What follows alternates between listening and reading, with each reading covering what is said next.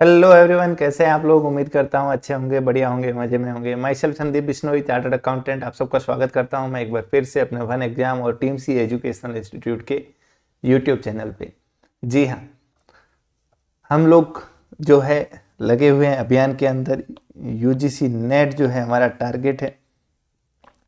Net के अंदर भी पर्टिकुलर जेआरएफ के लिए हम लोग प्रयासरत है और उसी कड़ी के अंदर वन एग्जाम और टीम सी हम लोगों के इस नए यूट्यूब चैनल के ऊपर जेआरएफ के लिए आपकी जो कॉमर्स की क्लासेस है वो कंप्लीट क्लासेस जो है हम लोग स्ट्रीम कर रहे हैं। किसके ऊपर? अभी यूट्यूब के ऊपर।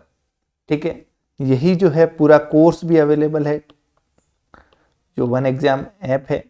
इस वन एग्जाम ऐप पे आप जाइए, वहाँ पे आपको कंप्लीट कोर्स जो है देखने को मिलेगा कॉमर्स का, जिसके अंदर आपके सारे जो वीडियो लेक्चर्स, सारे पीडीएफ नोट्स, हर टॉपिक वाइज बिल्कुल कलर्ड, और इसके साथ में क्लास की जो पीपीटीज है, क्लास नोट्स है, वो प्रीवियस ईयर के क्वेश्चंस, फिर इन सब के साथ रिविजन्स और मैराथन क्लासेस। ये कंप्लीट पैकेज जो है आपको मिलेगा कहाँ पे? अपने वन एग्जाम ऐप के ऊपर। तो अगर आप चैनल पे देख रहे हैं तो आप चैनल को ज़रूर सब्सक्राइब करें, प्लेलिस्ट को ज़रूर विजिट करें। हमारा जो मेन चैनल है टीम सी एजुकेशनल इंस्टीट्यूट, उसको भी ज़रूर चेकआउट करें। कॉमर्स के लिए अगर आप किसी भी एग्ज़ाम की प्रिपरेशन करना चाह रहे हैं तो आपको सबसे बेहतरीन जो कंटेंट है वो हमारे इस प्लेटफॉर्म के ऊपर देखने को मिलेगा। तो उसी कड़ी के अंदर हम लोग जो है लास्ट लेक्चर के अंदर डिस्कस किया था हमने क्या? Theory of consumer behaviour. Theory of consumer behaviour हमने जो है इकोनॉमिक्स, बिजनेस इकोनॉमिक्स, जो यूनिट 3 है अपनी सिलेबस की, उस यूनिट 3 बिजनेस इकोनॉमिक्स के अंदर 1 बाय 1 करके पढ़ना शुरू किया था। और अगली कड़ी में हमारे सामने आया था थ्योरी ऑफ कंज्यूमर बिहेवियर, जिसमें हम ये जानने का प्रयास कर रहे हैं कि एक कंज्यूमर, एक रैशनल कंज्यूमर किस तरीके से बिहेव करता है। ठीक है, तो रैशनल कंज्यूमर के बिहेवियर से संबंधित हमने कुछ बातें देखी कि भाई अल्टीमेटली कंज्यूमर जब भी कोई डिसीजन लेता है, किसी चीज को बाय करता है, तो क्या सोचता है, और दूसरा जब भी उसको कोई चॉइस करनी होती है दो चीजों के बीच में, तीन चीजों के बीच में, क्योंकि उसके पास जो रिसोर्सेज है वो क्या है? लिमिटेड है। तो हमेशा उसको क्या करनी पड़ती है? चॉइसेस बनानी पड़ती है, अपने डिसीजन लेने पड़ते हैं। तो उन डिसीजन के पीछे आखिर उसकी क्या सोच रहती है? तो इस चीज को लेके दो महान इकोनॉमिस्ट जो थे उन्होंने ये थ्योरीज दिए, उनके ऊपर हमने चर्चा शुरू की थी। फर्स्ट जो थ्योरी थी हमारे सामने आई, जो वो थी कौन सी? दो थ्योरीज कौन कौन सी है? तो देखिए, उससे पहले थ्योरी को जानने से पहले हमने यूटिलिटी का कॉन्सेप्ट दिखा था। यूटिलिटी क्या होती है? यूटिलिटी बताइए।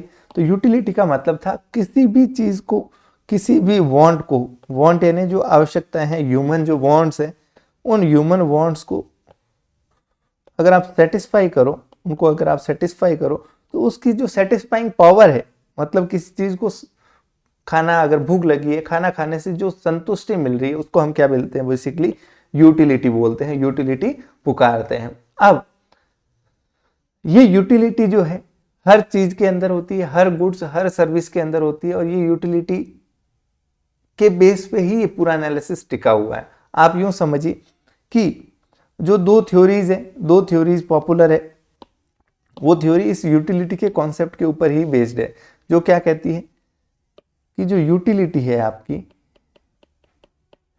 इस यूटिलिटी को हम क्या कर सकते हैं? मेजर कर सकते हैं इन क्वांटिटी, मतलब संख्या के अंदर आप बता सकते हो यूटिलिटी को। और दूसरा, सेकेंड थ्योरी कहती है can't be measured in number. दूसरी थ्योरी क्या कहती है कि हम इसको नंबर में मेजर नहीं कर सकते। अब समझिएगा, बहुत इंपॉर्टेंट डिस्कशन है, आप समझिएगा बात को ध्यान से। क्या है ये डिस्कशन? फर्स्ट जो थ्योरी है आपकी, जो कहती है कि हम नंबर्स में क्या कर सकते हैं? मेजर कर सकते हैं। ये क्या कहता है कि अगर मान लो एक व्यक्ति है, कोई व्यक्ति है, इसको क्या लगी है? भूख लगी है। इसके सामने क्या रखा हुआ है? खाना रखा हुआ है, एक प्लेट खाना है। तो ये व्यक्ति क्या बता सकता है कि ये खाना खाने से मुझे कितना सेटिस्फेक्शन मिलेगा, कितना सेटिस्फेक्शन मिलेगा? और ये सेटिस्फेक्शन को नंबर्स में बता सकता है, संख्या में बता सकता है। कुछ भी एक नंबर दे सकता है कि मुझे 10 के बराबर सेटिस्फेक्शन मिलेगा, मुझे 20 के बराबर सेटिस्फेक्शन मिलेगा। तो ये फर्स्ट थ्योरी है जो कहती है यूटिलिटी को अज्यूम करती है, ये अजम्पशन लेती है कि हम इसको मेजर कर सकते हैं। और मेजर करने के लिए एक वर्ड दिया गया, क्या, यूटिल्स। ये थ्योरी किसने दी? अल्फ्रेड मार्शल ने। मार्शल ने क्या कहा? यूटिलिटी को नंबर में बता सकते हैं आप, ठीक है। तो जब इन्होंने कहा नंबर में बता सकते हैं, तो आप ये क्लियरली बता सकते हो क्या, कि अगर आप एक एप्पल कंज्यूम कर रहे हो तो मुझे 10 यूटिलिटी मिल रही है, 2 पे कितनी मिल रही है, 3 पे कितनी मिल रही है, 4 पे कितनी मिल रही है, 5 पे कितनी मिल रही है। आप अलग अलग क्वांटिटी क्या कर सकते हो, बता सकते हो संख्या में। Okay okay. इसी थ्योरी को तीसरा नाम दिया गया क्या? अल्फ्रेड मार्शल की जो थ्योरी है, इसी को क्या नाम दिया गया बताओ? इसको बोला गया cardinal approach. Cardinal approach. Cardinal का मतलब ही क्या होता है? जब आप किसी चीज को संख्या में प्रकट कर सकते हो। अब ये जो थ्योरी है वो क्या है मूलतः? ये तो इसके नाम की बात हो गई। क्या है ये थ्योरी? ये हमने देखा कि भाई जो यूटिलिटी है, किसी भी चीज को आप कंज्यूम करने से जो आपको सेटिस्फेक्शन मिल रहा है, वो सेटिस्फेक्शन जो टोटल यूटिलिटी है आपकी, टोटल यानी कुल जो उपयोगिता आपको मिल रही है, 1 पे 10, 2 पे 18, 3 पे 24, ये हमने एग्जाम्पल लिया था, 6 पे वापस 28, 30, 7 पे 28। ये क्या कहता है कि जो टोटल यूटिलिटी है वो बढ़ तो रही है, टोटल यूटिलिटी तो बढ़ रही है कि भाई एक चीज खाओगे, एक एप्पल, तो 10 की संतुष्टि मिलेगी, 2 में ज्यादा मिलेगी, 3 में और ज्यादा मिलेगी।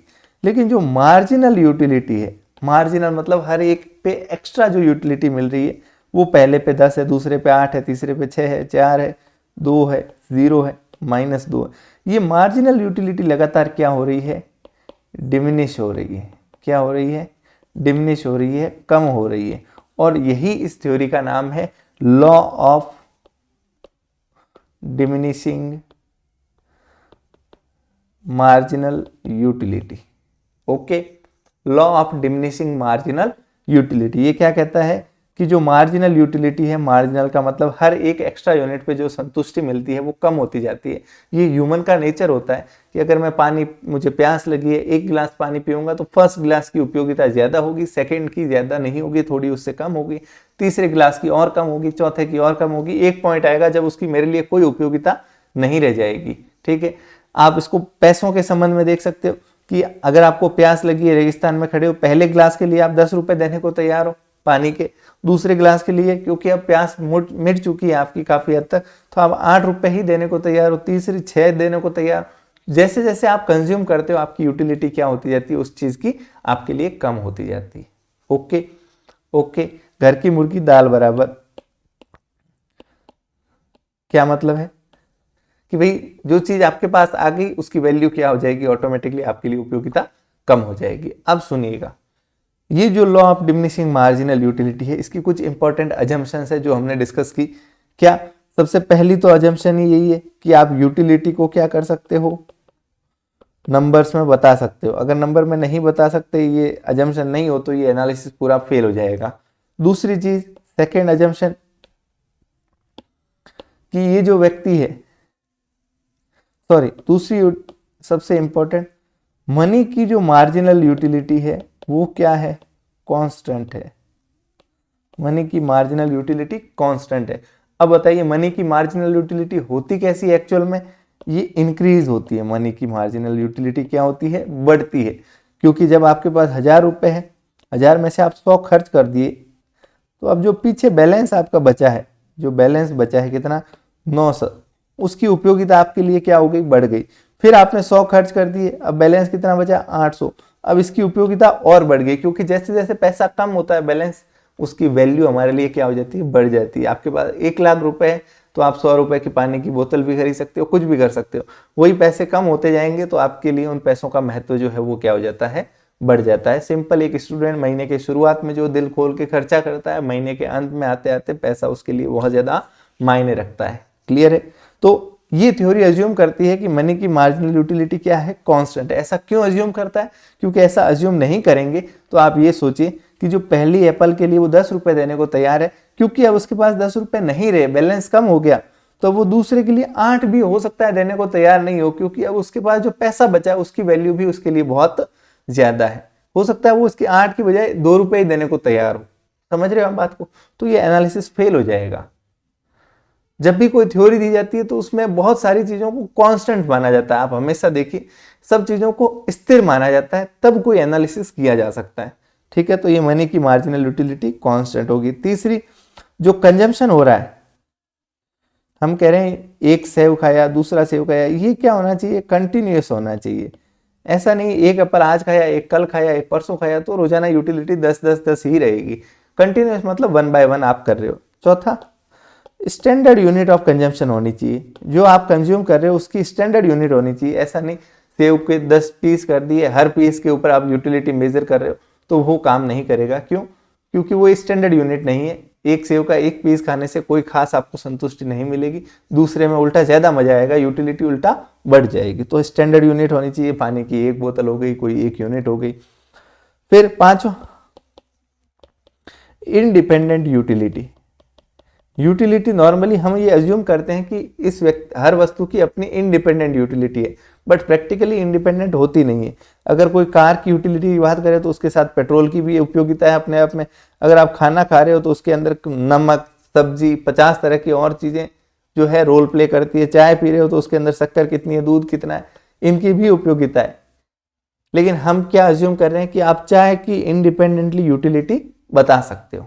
ठीक है, हमने कहा पहली चाय की कप पिया, 10 यूटिलिटी मिली। अब दूसरी चाय के अंदर जो है शक्कर का अनुपात बढ़ गया, घट गया, तो उस हिसाब से यूटिलिटी चेंज हो सकती है। लेकिन हम क्या मान रहे हैं कि हम चाय की इंडिपेंडेंटली यूटिलिटी को एनालाइज कर सकते हैं। तो ये कुछ अजम्पशंस थी, याद नहीं रखना है, सिर्फ अंडरस्टैंडिंग की बात है। ये हम पढ़ चुके थे लास्ट क्लास में, मैंने 10 मिनट में आपको क्विकली जो है रिवाइज करवाया। अब हम आगे बढ़ते हैं। नेक्स्ट जो थ्योरी आती है, very very important, very very important for exam point of view. Exam के अंदर आप मान के चलिए जो है आपको हर 2 में से एक एग्जाम के अंदर इस पे क्वेश्चन देखने को जरूर मिलेगा। सेकंड थ्योरी क्या अज्यूम करती है कि यूटिलिटी को नंबर्स में मेजर नहीं कर सकते। मैंने क्लियरली हिंदी में लिखा है समझने के पर्पज से। क्या है ये, क्या कहती है ये सेकेंड अप्रोच? यूटिलिटी को नंबर्स में मेजर नहीं कर सकते। किसने दी ये थ्योरी? एलन और हिक्स करके थे, इन्होंने दी। क्यों दी इन्होंने? जाहिर सी बात है, जब अल्फ्रेड मार्शल ने थ्योरी दी तो उसको क्रिटिसाइज किया। उन्होंने कहा यूटिलिटी सेटिस्फेक्शन को कोई नंबर में कैसे बता सकता है, ये संभव ही नहीं है। आपने जो बेसिक अजम्पशन ली, आपकी वो अजम्पशन ही गलत है, तो पूरी थ्योरी क्या है, गलत है।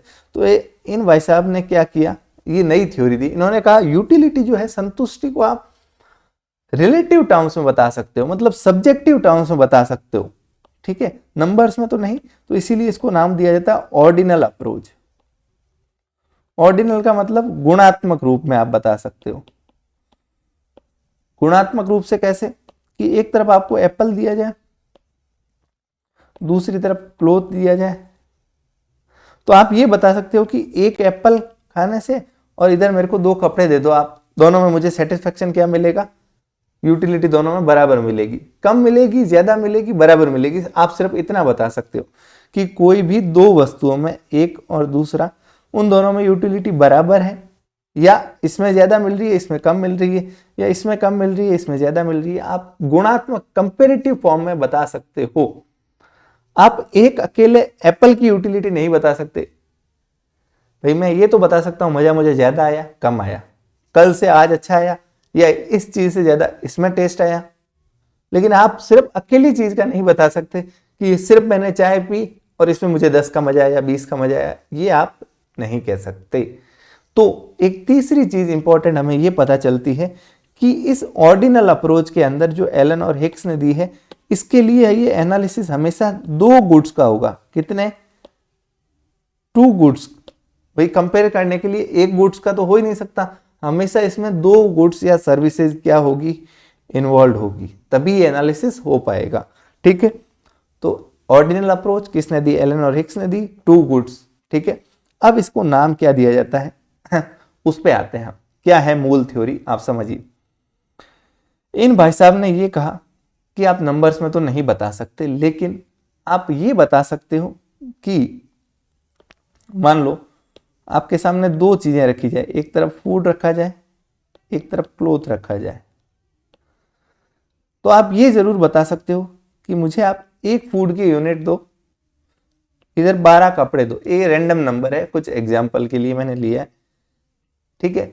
तो मुझे क्या मिलेगा, दोनों में बराबर सेटिस्फेक्शन मिलेगा, बराबर सेटिस्फेक्शन या बराबर यूटिलिटी मिलेगी, बराबर यूटिलिटी मिलेगी।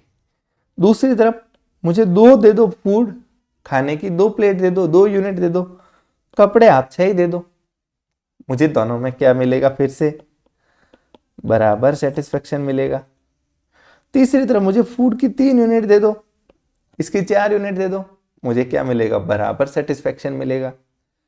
एक चौथा ऑप्शन, ये ऑप्शन नंबर 1, ये ऑप्शन नंबर 2, ये ऑप्शन नंबर 3, ये ऑप्शन नंबर 4 भी दे दिया उसने कि मुझे 4 फूड की यूनिट दे दो, 3 क्लोथ दे दो, तब भी मुझे बराबर सेटिस्फेक्शन मिलेगा। तो वो बराबर, कम, ज्यादा इस तरीके से बता सकता है।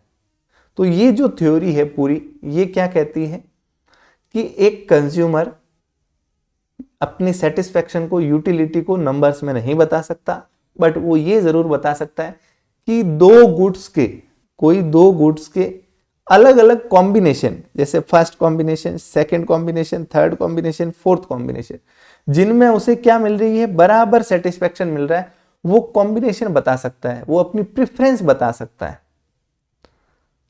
ठीक है, ओके भाई, बराबर मिल रहा है, कम मिल रहा है, ज्यादा मिल रहा है, ये वो बता सकता है। अब सुनिएगा, यहां आपके मन में बहुत सारे सवाल आएंगे, मैं सबको एड्रेस करूंगा, सुनिएगा आप बात। इस थ्योरी को बोलते हैं indifference curve analysis. Indifference curve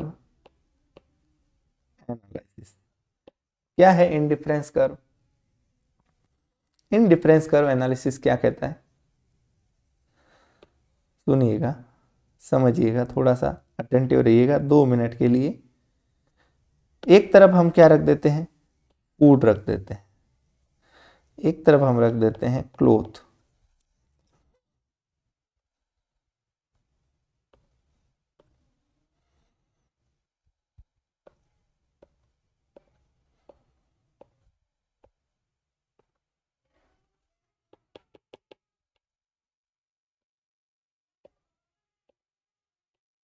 समझिएगा, 1 2 3 4, 2 4 6 8 10 12। ओके, मुझे या तो आप क्या दे दीजिए, या तो ऑप्शन नंबर 1, क्या कहा मैंने, देखिए, एक फूड और 12 क्लोथ, एक तो फूड, क्लोथ कितने, 12, या तो ऑप्शन नंबर 1 ये, या 2 फूड और क्लोथ कितने, 6, या ये दे दीजिए, या 3 फूड और 4 क्लोथ, ये दे दीजिए, या 4 फूड और 3 क्लोथ, ये दे दीजिए। चारों में मुझे क्या मिल रहा है, बराबर सेटिस्फेक्शन मिल रहा है। भाई ये वाला ऑप्शन दो तो भी बराबर, ये वाला दोगे तो भी बराबर, ये वाला दोगे तो भी बराबर, ये वाला दोगे तो भी बराबर। अब इनको जो अगर जोड़ने पे जो कर्व बन रहा है, इसको बोलते हैं क्या, इंडिफरेंस कर्व। वर्ड इनडिफरेंस का मतलब क्या होता है, कोई फर्क नहीं होना, इनडिफरेंट होना मतलब मुझे कोई फर्क नहीं पड़ता। ये कंज्यूमर कह रहा है कि चाहे तो आप मुझे ये कॉम्बिनेशन दे दीजिए, चाहे तो ये कॉम्बिनेशन दे दीजिए, चाहे तो ये कॉम्बिनेशन, मुझे इन सब पे जो सेटिस्फेक्शन मिल रहा है वो सेटिस्फेक्शन कैसा है, बराबर है। बराबर होने का मतलब चाहे मुझे आप ऑप्शन 1 दीजिए, चाहे मुझे ऑप्शन 2 दीजिए, ऑप्शन 3 या 4, इन चारों में मुझे बराबर सेटिस्फेक्शन मिल रहा है। ओके, मैंने शुरुआत में एक मेरी भूल हुई है, मैं आपको सुधारना चाहता हूं। मैंने ये कह दिया था शायद कि एक फूड दे दीजिए, 12 क्लोथ दे दीजिए, मुझे बराबर सेटिस्फेक्शन मिलेगा। दैट इज नॉट राइट, ये मेरी भूल है। इनडिफरेंस कर्व ये कहता है कि या तो फर्स्ट ऑप्शन या सेकंड ऑप्शन या थर्ड ऑप्शन या फोर्थ ऑप्शन, मुझे इनमें आपस में कोई फर्क नहीं पड़ता, ये चारों मेरे लिए क्या है, सेम सेटिस्फेक्शन देते हैं। तो इसी को अगर आप ग्राफिकली प्रेजेंट करोगे तो ये कर्व बन जाएगा। ये कर्व क्या शो करता है, एक कंज्यूमर के अलग अलग ऑप्शन जो उसको क्या देते हैं, बराबर level of satisfaction, same level of satisfaction provide करते हैं। क्लियर है यहां तक? ओके, तो यहां पे एक चीज क्लियर हो गई, दो गुड्स होंगे तभी आप बता पाओगे कॉम्बिनेशन अलग अलग।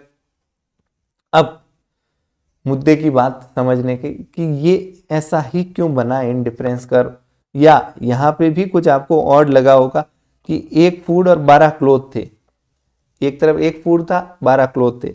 मैंने कहा मैं एक फूड और ले लेता हूं, एक फूड मैंने क्या किया, एक्स्ट्रा किया, उसके लिए मैंने कितने त्याग दिए क्लोथ, 6 क्लोथ त्याग दिए। मतलब मेरे लिए खाने की अहमियत ज्यादा है, मैं एक कपड़े एक्स्ट्रा, सॉरी एक फूड एक्स्ट्रा के लिए 6 कपड़े छोड़ने को तैयार हूं। फिर मैंने कहा एक और मुझे प्लेट दे दीजिए, अब मैं 2 ही छोड़ने को तैयार हूं। पहले तो मैंने 6 कपड़े छोड़ दिए, अब मैं 2 ही तैयार हूं। फिर एक और जोड़ने के लिए मैं अब एक ही कपड़ा छोड़ने को तैयार हूं।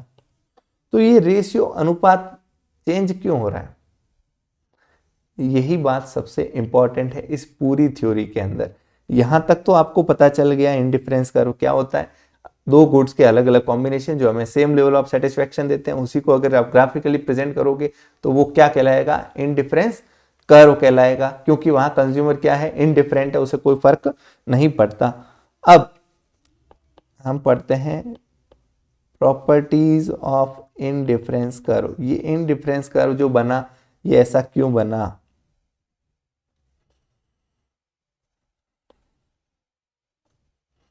ये इनडिफरेंस कर्व ऐसा क्यों बना।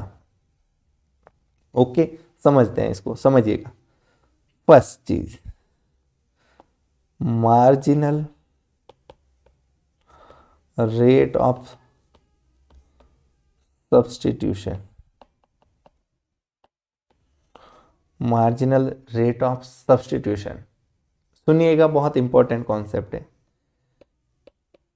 फूड था, क्लोथ थे, एक फूड 12 क्लोथ, अगर मैं 2 फूड लेना चाहता हूं, मैं 6 कपड़े छोड़ने को तैयार हूं, 3 4 4 3। अब एक चीज ध्यान रखिएगा, कंज्यूमर का बजट लिमिटेड है ना, ऐसा नहीं हो सकता कि वो फूड भी आपको 12 ले ले, क्लोथ भी 12 ले ले। तो कंज्यूमर का अपन बिहेवियर समझ रहे हैं कि लिमिटेड रिसोर्सेज के अंदर वो कैसे अपना संतुष्टि, सेटिस्फेक्शन को मैक्सिमम कर सकता है, कैसे जो उपलब्ध संसाधन है उन पैसों में कैसे डिसीजन लेके अपने सेटिस्फेक्शन को हाईएस्ट पे ले जा सकता है। ओके, तो फर्स्ट थ्योरी पढ़ी और सेकंड थ्योरी में अब समझिए, क्या फूड और क्लोथ एक दूसरे के परफेक्ट सब्स्टिट्यूट है, क्या फूड और क्लोथ एक दूसरे के परफेक्ट सब्स्टिट्यूट है, नहीं है। चाय और कॉफी होती, कोका कोला और पेप्सी होती, तो मैं कहता दोनों एक दूसरे के परफेक्ट सब्स्टिट्यूट है, कोई फर्क खास मुझे नहीं पड़ता। लेकिन फूड खाने के काम आता है, कपड़ा पहनने के लिए काम आता है, दोनों की अलग उपयोगिता, दोनों एक दूसरे को रिप्लेस नहीं कर सकते। तो अब समझिएगा, सबसे पहले कंज्यूमर के पास क्या था, फूड की कितनी यूनिट थी, एक ही यूनिट थी, एक ही प्लेट खाना था, एक टाइम का ही खाना था। कपड़े उसके पास कितने थे, 12 थे। और एक जनरल ह्यूमन बिहेवियर होता है, जो चीज ज्यादा होती है उसकी उपयोगिता क्या होती है हमारे लिए, कम होती है। मानते हो कि नहीं मानते हो, भाई मेरे पास कोई चीज ज्यादा है तो उसकी यूटिलिटी कम है। सिंपल पैसा ले लीजिए, जितना ज्यादा होगा पैसों का महत्व मेरे लिए उतना कम होगा, जितने कम होंगे महत्व मेरे लिए ज्यादा होगा। जितनी चीज कम होगी उसकी उपयोगिता यानी उसकी यूटिलिटी उतनी ही क्या होगी, ज्यादा होगी। ये तो बेसिक नियम है ह्यूमन के बिहेवियर का। अब समझिए, जब मेरे पास फूड की सिर्फ एक यूनिट थी, क्लोथ कितने थे, 12 थे, तो मुझे जब मैंने कहा एक फूड मुझे और एक्स्ट्रा चाहिए, इधर मैं फूड कितना कर रहा हूं, 2 यूनिट कर रहा हूं।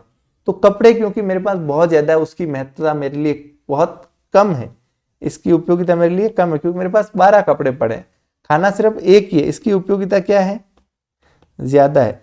तो मैं एक फूड की प्लेट एक्स्ट्रा करने के लिए क्लोथ कितने त्यागने को तैयार हूं? 6 क्लोथ त्यागने को तैयार हूं। तो मैंने यहां 6 सेक्रीफाइस कर दिए just to gain 1 more plate of food. Next, अब क्योंकि फूड मेरे पास कितने हो चुके हैं, 2 प्लेट हो चुकी है, तो अब उतना ज्यादा महत्व नहीं रहा। इधर क्लोथ भी कुछ कम हो चुका है, 12 नहीं रहे, अब 6 ही बचे हैं।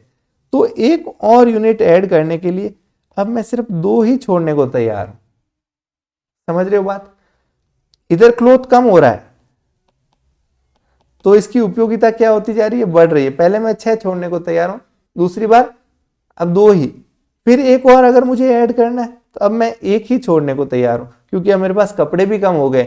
इधर फूड ऑलरेडी 3-4 हो चुका है, तो इसकी वैल्यू मेरे लिए क्या हो चुकी है, कम हो चुकी है। वहीं अगर आप टी और कॉफी का एग्जाम्पल लें, दोनों क्या है, एक दूसरे के परफेक्ट सब्स्टिट्यूट है। मान लो एक टी की है और 12 चाय है मेरे पास, तो अगर मुझे दोनों एक दूसरे के परफेक्ट सब्स्टिट्यूट है, चाय की जगह कॉफी काम आ सकती है, कॉफी की जगह चाय, तो एक और चाय मुझे चाहिए, +1 करना है, तो इधर मैं कितना छोड़ूंगा, एक जो है कॉफी की यूनिट कम कर दूंगा। एक और चाहिए तो मैं इधर एक और छोड़ दूंगा, क्योंकि दोनों ऑलमोस्ट सेम है, दोनों के यूटिलिटी में कोई फर्क मेरे लिए नहीं है। एक और तो इधर मैं एक और छोड़ दूंगा। ये +1 और चाहिए मुझे, 5 चाहिए, तो ये मुझे 8 चाहिए। समझ रहे हो आप बात? अब मैं कहूंगा या तो ये ऑप्शन दे दो या ये ऑप्शन दे दो, या ये सब में मुझे सेटिस्फेक्शन कैसे मिल रहा है, बराबर। लेकिन यहां जो रेट है सब्स्टिट्यूशन की वो कितनी है, मैं एक एक छोड़ता जा रहा हूं, एक एक छोड़ता जा रहा हूं, किसे प्राप्त करने के लिए, एक एक यूनिट प्राप्त करने के लिए। भाई चाय की एक यूनिट प्राप्त करने के लिए मैं कॉफी की एक यूनिट छोड़ता जा रहा हूं। तो दोनों क्योंकि एक दूसरे के परफेक्ट सब्स्टिट्यूट है, तो जो इनकी रेट ऑफ सब्स्टिट्यूशन है, इसको क्या बोलते हैं, रेट ऑफ सब्स्टिट्यूट, कि किस दर से आप एक चीज को दूसरे से रिप्लेस कर रहे हो। तो मैं 1:1 1:1, एक छोड़ के दूसरा एक ले रहा हूं, एक छोड़ के, क्योंकि दोनों मेरे लिए सेम है। लेकिन अगर फूड और क्लोथ में आप देखोगे तो जो रेट ऑफ सब्स्टिट्यूशन है, क्योंकि दोनों एक दूसरे के परफेक्ट सब्स्टिट्यूट नहीं है, फूड खाना खाने का काम आता है, कपड़ा पहनने का काम आता है, तो फूड की एक यूनिट के लिए मैं कितना छोड़ने को तैयार हूं, बताओ। अगर हमें पूछा जाए rate of substitution, marginal, marginal मतलब हर एक एक्स्ट्रा, तो एक फूड की एक्स्ट्रा यूनिट के लिए मुझे कितना है बताओ। इधर मैं 6 छोड़ने को तैयार हूं, इधर 2 छोड़ने को तैयार हूं, इधर 1। तो ये मार्जिनल रेट ऑफ सब्स्टिट्यूशन इस तरीके से, वहां क्या थी, ये कांस्टेंट थी। ओके, बात समझ आई, थोड़ा बेसिक सब डिफरेंस समझ आया। तो ये जो मार्जिनल रेट ऑफ सब्स्टिट्यूशन होती है, ये नॉर्मली क्या होती है, डिक्रीजिंग होती है। क्या होती है, डिक्रीजिंग होती है।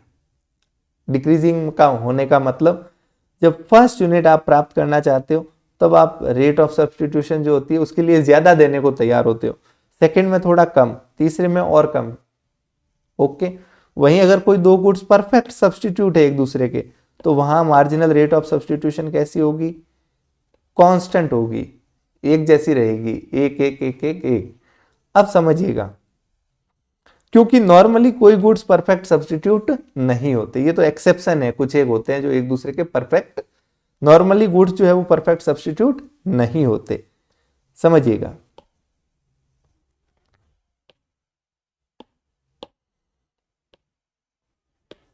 अब मान लो यही एग्जाम्पल जो है अपना,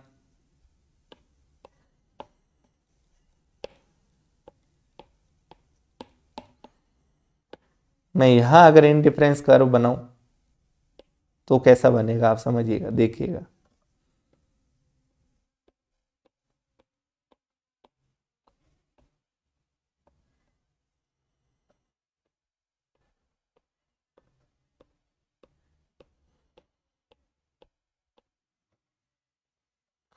एक, दो, 3, 4, 5, 6, 7, 8, 9, 10, 11, 12, 2, 3, 4, 5, 6, 7, 8, 9, 10, 11, 12।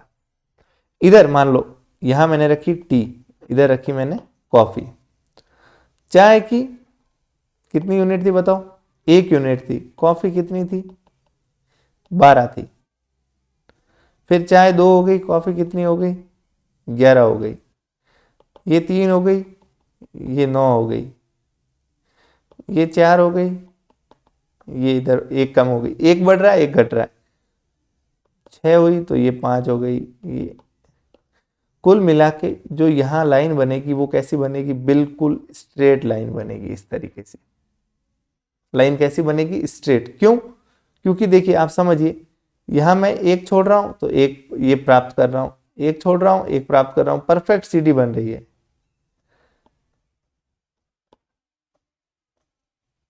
क्लियर है भाई? 1 इधर कम हो रहा है, 1 इधर बढ़ रहा है, 1 इधर कम हो रहा है, 1 बढ़ रहा है। ओके, तो ये लाइन जो है वो इंडिफरेंस कर्व कैसा बन रहा है? सीधा बन रहा है। लेकिन ये कब बनेगा? जब दोनों क्या हो? एक दूसरे के परफेक्ट सब्स्टिट्यूट है। क्या नॉर्मली कोई भी 2 गुड्स परफेक्ट सब्स्टिट्यूट होते हैं? नहीं होते। तो मार्जिनल रेट ऑफ सब्स्टिट्यूशन हमेशा क्या होगी? डिमिनिशिंग होगी, कांस्टेंट नहीं होगी। तो ये मार्जिनल रेट ऑफ सब्स्टिट्यूशन कैसी होती है? डिक्रीजिंग होती है। डिक्रीजिंग क्यों होती है? शुरुआत में आप ज्यादा देने को तैयार होते हो, कॉम्प्रोमाइज करने को। भाई इसे फूड को एक प्राप्त करने के लिए आप कितना त्यागने को तैयार हो, वो दर क्या होती जाएगी? कम होती जाएगी। ओके, मेरे ख्याल से ये चीज समझ आ गई। नहीं हुई तो आप मुझे शेयर कीजिएगा, मैं और इसको एलोब्रेट कर दूंगा। बाकी मेरे हिसाब से इजी सी बात थी, समझ आ गई। तो ये marginal rate of substitution decreasing होने की वजह से समझिएगा, जो इनडिफरेंस कर्व की प्रॉपर्टीज है वो हम पढ़ रहे हैं। इनडिफरेंस कर्व जो है वो कैसा होता है? आइए जरा मैं इस पे थोड़ा सा आपको नजर,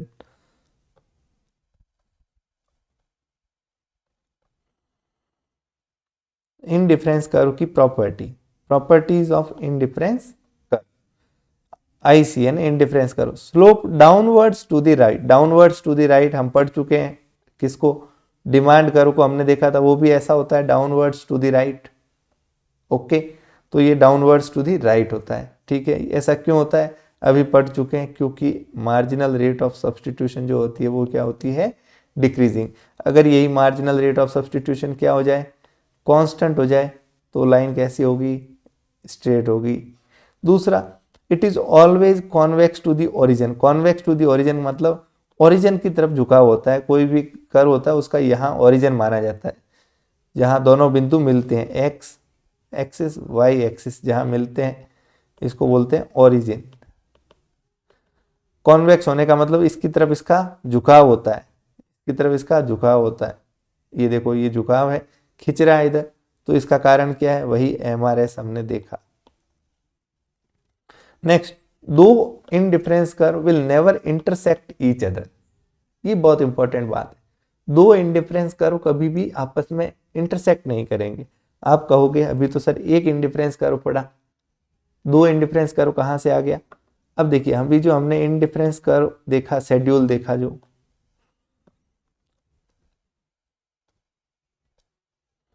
यही फूड और क्लोथ वाली बात,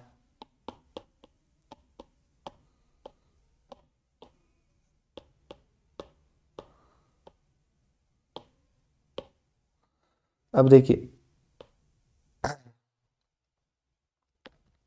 कहाँ गया ये ना, सॉरी,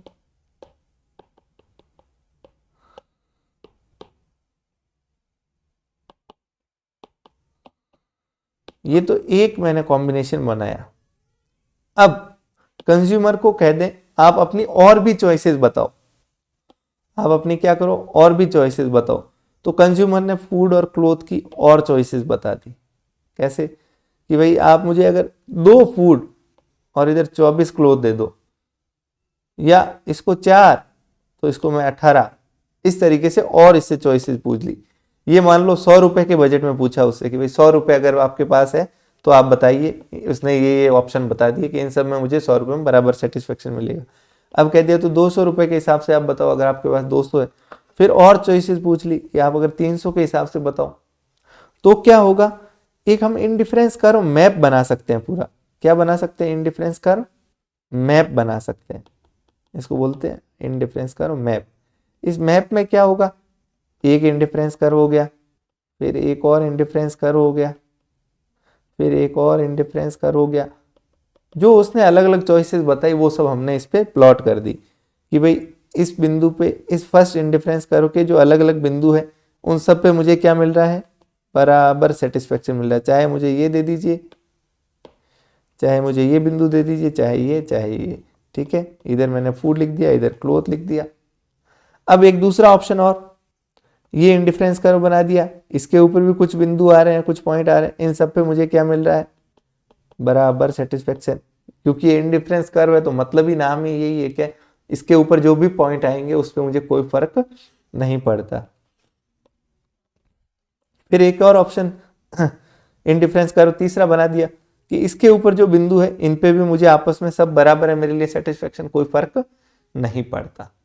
तो ये कंज्यूमर की खूब सारी चॉइसेस को अपन ऐसे रिप्रेजेंट कर सकते हैं, इसको बोलते हैं इंडिफरेंस कर्व मैप। ओके, अब एक बात बताइए, क्या कभी भी दो इंडिफरेंस कर्व एक दूसरे को इंटरसेक्ट कर सकते हैं, एक दूसरे को कट कर सकते हैं? सोचिए जरा। पहली बात तो ये सुनिएगा, समझिएगा इस चीज को,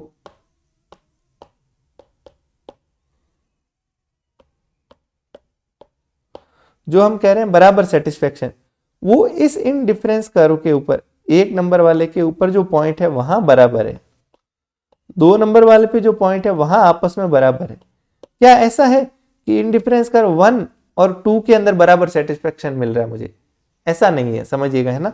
क्योंकि 1 के अंदर जाहिर सी बात है कॉमोडिटी क्या है, संख्या क्या है, 1 और 12 है, इधर 2 और 24 है। तो जिसमें ज्यादा कॉमोडिटी होती है जाहिर सी बात है सेटिस्फेक्शन वहां क्या मिलेगा, ज्यादा मिलेगा। भाई जहां ज्यादा चीजें संख्या में वहां ज्यादा सेटिस्फेक्शन है, ये तो जाहिर सी बात है, जग जाहिर सी बात है। कंज्यूमर को हम रेशनल मान रहे हैं, ठीक है। तो हायर इंडिफरेंस करो मतलब उस पर हायर लेवल ऑफ सेटिस्फेक्शन होगा। तो यहाँ सब पे मुझे बराबर मिल रहा है, मान लो 10 का मजा मिल रहा है सब पे, यहाँ भी 10 बराबर मिल रहा है, अगर कुछ नंबरों में हम बताएं तो यहाँ भी 10 का मिल रहा है, तो यहाँ सब पे 20 मिल रहा है, यहाँ सब पे 30 मिल रहा है। और कंज्यूमर क्या कह रहा है कि इन पॉइंट पे आपस में मुझे कोई फर्क नहीं पड़ता, सब मेरे लिए बराबर है।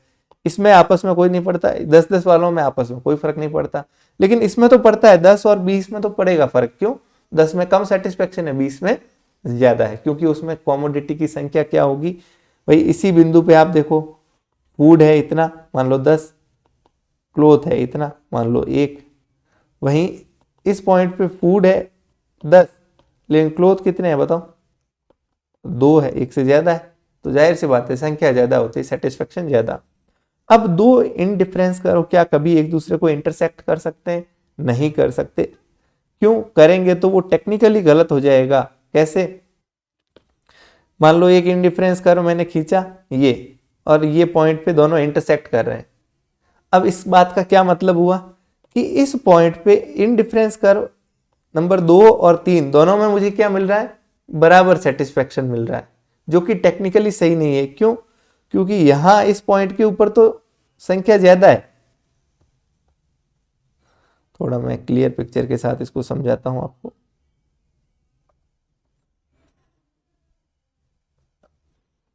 ये एक इंडिफरेंस कर्व बना, ये इंडिफरेंस कर्व नंबर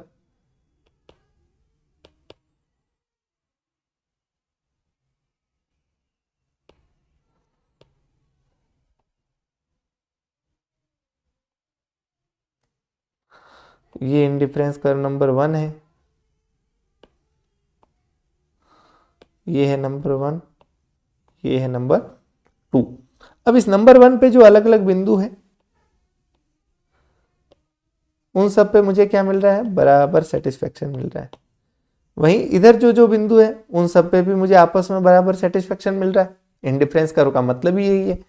इधर मान लो फूड है, इधर मान लो क्लोथ है। अब दोनों एक पॉइंट पे इंटरसेक्ट कर रहे हैं, इस बात का ये मतलब हुआ कि इन दोनों में भी मुझे आपस में बराबर सेटिस्फेक्शन मिल रहा है। इस पॉइंट पे चाहे 1 में जाओ चाहे 2 में जाओ, जो कि टेक्निकली सही नहीं है। क्यों? क्योंकि मान लो अगर इस पॉइंट की बात करें, यहां मान लो फूड है 10 और क्लोथ है कितने, 1 है। वहीं इंडिफरेंस कर्व 2 पे देखो, इंडिफरेंस कर्व 1 पे कितना था बताओ, फूड था 10, क्लोथ कितने थे, 1 थे। इंडिफरेंस कर्व नंबर 2 में देखो फूड कितना है, फूड तो 10 ही है, क्लोथ कितने हैं यहाँ पे मान लो 2 है, तो इसमें ज्यादा है। अब इंडिफरेंस कर्व 2 में ये तो पता चल गया कि संख्या ज्यादा है। अब इस इंडिफरेंस कर्व 2 पे जितने जितने पॉइंट है उन सब पे मुझे बराबर सेटिस्फेक्शन मिल रहा है, और 1 में भी मैं कह रहा हूं बराबर, और दोनों एक दूसरे को काट रहे हैं, मतलब यहाँ दोनों पे ही मुझे बराबर सेटिस्फेक्शन मिल रहा है। मतलब आपका जो इंडिफरेंस कर्व है वो क्या है, गलत है। इसका मतलब तो ये हो गया, ये दोनों यहां मिल रहे हैं, तो इसका मतलब ये हुआ कि दोनों इंडिफरेंस कर्व पे सेम सेटिस्फेक्शन। फिर यहां जो सेम है वही सेम इस पॉइंट पे है, वही सेम पॉइंट सेटिस्फेक्शन इस पे है। क्या इन दोनों पे सेम है सेटिस्फेक्शन? नहीं है, ये हमें क्लियरली पता चल रहा है कि इधर 10 10 और इधर 1 और 2 है, तो सेम नहीं हो सकता। ओके भाई, अगर आप गणित की भाषा में अगर समझना चाहो तो भी मैं बता सकता हूं, ये 1 और ये 2, हम कह रहे हैं यहाँ दोनों पे बराबर है सेटिस्फेक्शन, जो कि टेक्निकली सही नहीं है। क्यों? यहाँ बराबर मतलब जो इस इंडिफरेंस कर्व पे दूसरा पॉइंट आ रहा है यहाँ पे, यहाँ और यहाँ बराबर हो गया। फिर पहले इंडिफरेंस की बात करें तो यहाँ और इस पॉइंट पे बराबर हो गया, तो इफेक्टिवली ये वाला पॉइंट और ये वाला पॉइंट पे भी बराबर हो गया। क्या ऐसा है कि इन दोनों पॉइंट पे बराबर है? नहीं। तो indifference curve can never intersect each other, दो इंडिफरेंस कर्व आपस में कभी भी एक दूसरे को इंटरसेक्ट नहीं कर सकते। And indifference curve do not touch the axis, indifference curve कभी भी जो है किसी एक्सिस को टच नहीं करेगा, एक्स एक्सिस या वाई एक्सिस। क्यों? क्योंकि किसी को टच करना मतलब उसकी संख्या क्या हो गई, 0 हो गई। टच करेगा इसका मतलब वो 0 है, तो 0 है ही नहीं। इंडिफरेंस कर्व तो हमेशा 2 गुड्स का एनालिसिस होता है, कम से कम 1 यूनिट तो उसकी रखनी पड़ेगी। 0 होने का मतलब तो हमने सिर्फ एक ही गुड्स रखा। भाई उसी एग्जाम्पल में अगर मैं फूड जो है वो 0 कर दूं और क्लोथ जो है वो 14 कर दूं, तो ये इंडिफरेंस कर्व एनालिसिस नहीं है। कम से कम दोनों 2 गुड्स है तभी एनालिसिस हो सकता है, तो 1 यूनिट तो होगी ही होगी, और 1 होने का मतलब ये कभी भी टच नहीं करेगा इधर। ओके, तो ये 4 इंपॉर्टेंट प्रॉपर्टीज है किसकी, इंडिफरेंस कर्व की। आई होप पूरा डिस्कशन आपको समझ आया है। ठीक है, इसको एनालिसिस क्या बोलते हैं, 2 गुड्स जब इन्वॉल्व होते हैं तब कौन सा होता है, इंडिफरेंस कर्व। इंडिफरेंस कर्व में हम क्या कहते हैं हमेशा कि आप ऑर्डिनल अप्रोच है, ऑर्डिनली बता सकते हो, बट आप संख्यात्मक रूप से नहीं बता सकते, क्वांटिटेटिवली नहीं बता सकते सेटिस्फेक्शन को। ठीक है, एक इंडिफरेंस कर्व होता है जो क्या दिखाता है, same level of satisfaction, same level of satisfaction. Okay, इसकी प्रॉपर्टीज, ये कॉन्वेक्स टू द ओरिजिन होता है, downward sloping to the right होता है। ठीक है, फिर एक मार्जिनल रेट ऑफ सब्सटीट्यूशन हमने देखा, एमआरएस क्या होता है, डिक्रीजिंग होता है। क्यों? क्योंकि 2 गुड्स परफेक्ट सब्सटीट्यूट नहीं होते हैं, नहीं होते हैं। ठीक है भाई, अगर परफेक्ट सब्सटीट्यूट है, ये एग्जाम में पूछा जा सकता है कि अगर 2 गुड्स परफेक्ट सब्सटीट्यूट है तो बताओ उनका एमआरएस क्या होगा, मार्जिनल, तो आप कहोगे कांस्टेंट। आप सिंपल सोचिए, 2 एक जैसे है परफेक्ट, तो एक के बदले सब्सटीट्यूट करने की दर क्या होगी, बदलने की दर क्या होगी, एक कोक दोगे तो एक पेप्सी सामने लोगे। ठीक है, वहीं दोनों गुड्स अलग अलग है तो आपकी रेट जो है वो डिक्रीजिंग होगी। ठीक है, ओके, यहाँ तक कोई दिक्कत नहीं। चलिए आज के लिए यहीं पे समाप्त करते हैं। मैंने थोड़ा सा समय ज़्यादा लिया क्योंकि मैं चाहता हूँ ये चीज़ें आपको रटनी नहीं पड़े। ठीक है, रटनी नहीं पड़े, चीज़ें सारी समझ आ गई। इकोनॉमिक्स से आसान कुछ नहीं है, बस इतना याद रखिएगा। तो ये एमआरएस के बारे में हमने पढ़ा था, क्या है, रेट, वो दर जिसपे एक कंज्यूमर जो है एक्सचेंज करने को तैयार है गुड्स एक्स को वाई के लिए। ठीक है, एक्स या वाई ले लीजिए, या आपने जो फूड और क्लोथ लिया था कुछ भी ले लीजिए। ठीक है, चलिए थैंक यू वेरी मच, धन्यवाद। कल जो है नेक्स्ट लेक्चर के अंदर इस पूरे टॉपिक को, थ्योरी ऑफ कंज्यूमर बिहेवियर को हम लोग समाप्त करेंगे। आज की जो शुरुआत की 10 मिनट थी मैंने रिवीजन पे फोकस किया, अदरवाइज आज भी ये टॉपिक कंक्लूड हो सकता था। ठीक है, अब 10 मिनट का ही टॉपिक बचा है। थैंक यू वेरी मच, धन्यवाद।